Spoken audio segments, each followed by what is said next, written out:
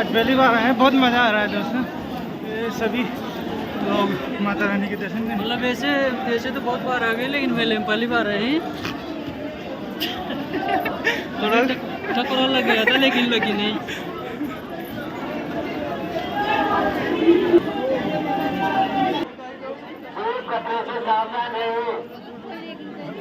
चाल गुड़िया चाल रही।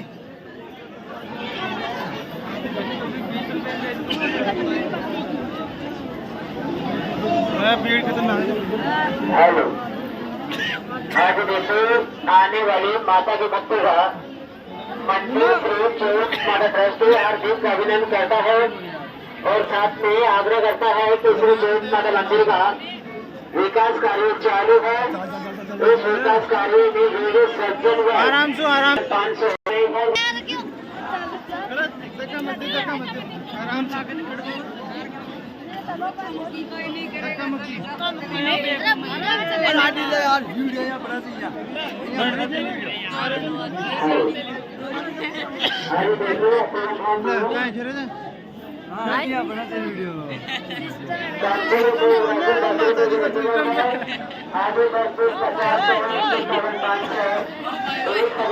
50